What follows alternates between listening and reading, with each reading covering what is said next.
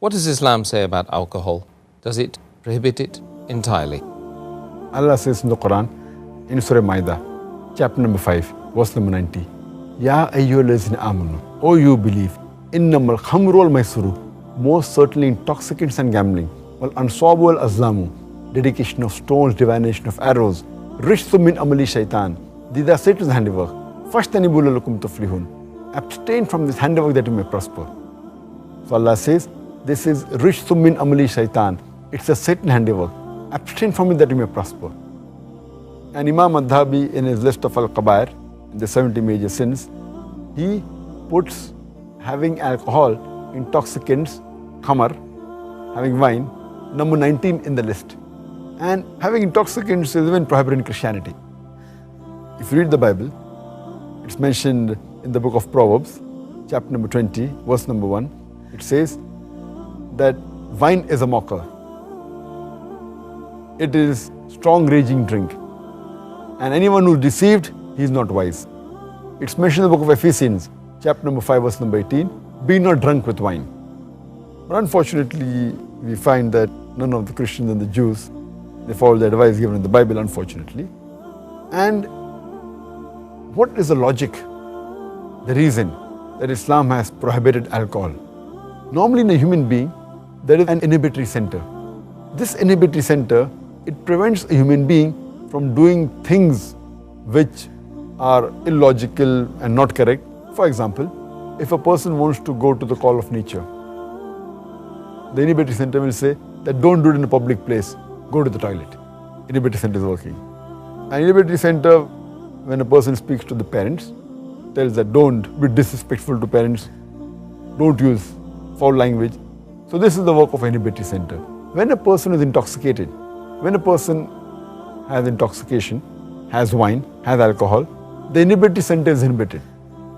And he doesn't know what he's speaking, therefore you find many of them, they start cursing, they start doing verbal abuse, you find them saying obscene things, you may find them that they urinate in their own clothes.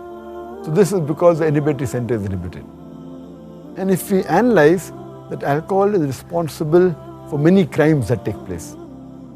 According to the US Department of Justice, 1996, every day in the year 1996, 2,713 cases of rape took place. That means every 32 seconds, one rape is taking place in America in 1996. And the report says that majority of the people who committed rape, they were intoxicated.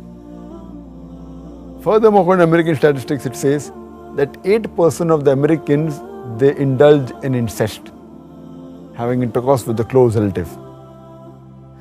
And it says that every 12th person you come across in America, they're doing incest. And majority of them, they're in a state of intoxication when they do incest. So we realize that alcoholism, besides being bad for the health, it's a cause for many diseases and health-wise, and even it's a cause for AIDS, which has recently cropped up. And there are many people who say that I am a social drinker and I have only one peg, I don't get intoxicated. When you interview the alcoholics, all of them, when we ask them, they will say that initially they were social drinkers. No alcoholic starts to drink because he wants to become alcoholic. All of them are social drinkers, and later on they become alcoholics. And if you meet any social drinker who has been drinking for a couple of years, you ask him that how many times he has been intoxicated. And there will be several times that he has been intoxicated with all the power that he has. And once the person is intoxicated, and if he commits a sin like rape, like incest, it's an unforgivable sin and irreversible damage done. And we realize that that's the reason our beloved Prophet Muhammad mentioned in Ibn Majah, volume number 3, Book of Intoxicants, chapter number 30, hadith number 3371. The beloved Prophet said that intoxication, alcohol, is the mother of all evils. Alcohol is the mother of all evils. And further mentioned in Ibn Majah, volume number 3, Book of Intoxicants, chapter number 30, hadith number 3392. The beloved Prophet said that anything which intoxicates in large quantity is even prohibited in small quantity. No excuse for nip or a tot. You can't say that I'll take a peg, Whatever intoxicates in large quantity is in prohibited in small quantity. And the beloved Prophet, he has cursed 10 categories of people who indulge in alcohol. It's mentioned in Ibn Majah, volume number 3, Book of Intoxications, chapter number 30, hadith number 3380. The beloved Prophet said, 10 categories of people who indulge in alcohol are cursed. The one who distills it, the one for whom it is distilled, the one who drinks it, the one who transports it, the one for whom it is bought, the one who sells it, the one who serves it, the one who utilizes the earnings from the sale of alcohol, the one who buys it, the one who buys it for somebody else. So all these 10 categories of people, they are cursed by Allah subhanahu wa ta'ala. And there are various different diseases that a person can acquire when he has alcohol. And today, alcohol is one of the major causes for the maximum number of deaths in the world.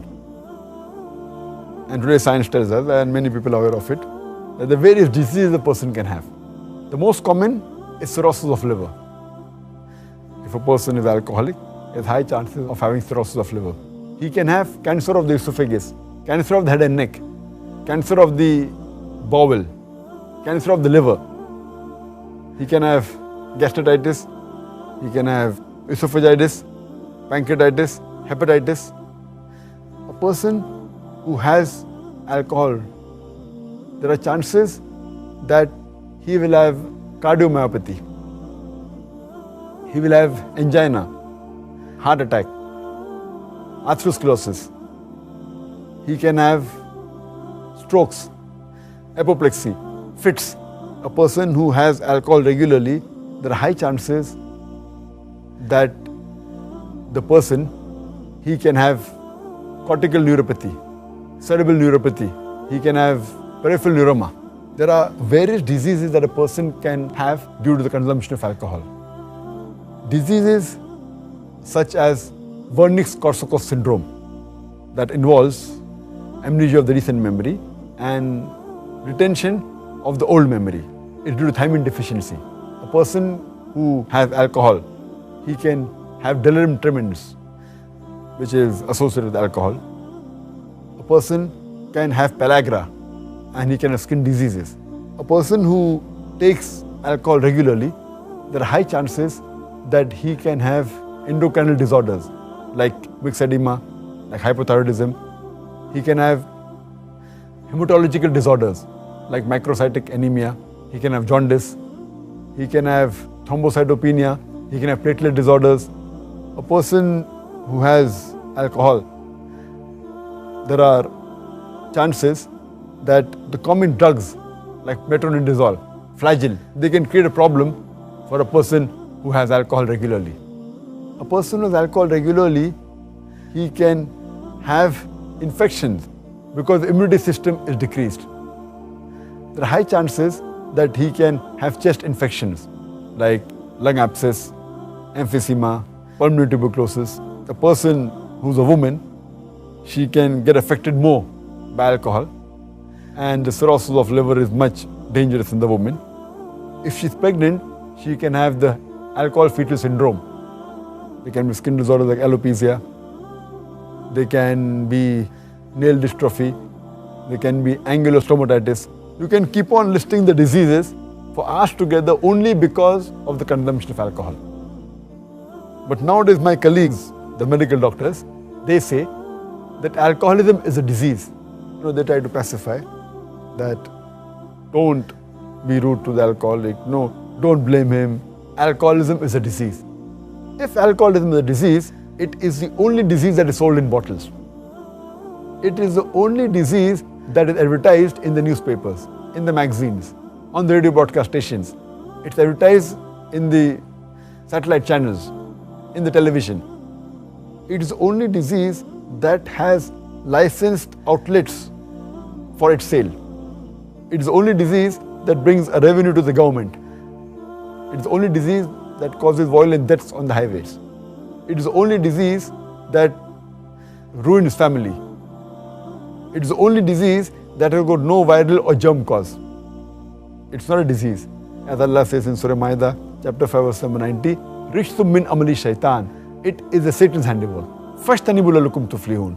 Abstain from this handiwork that you may prosper.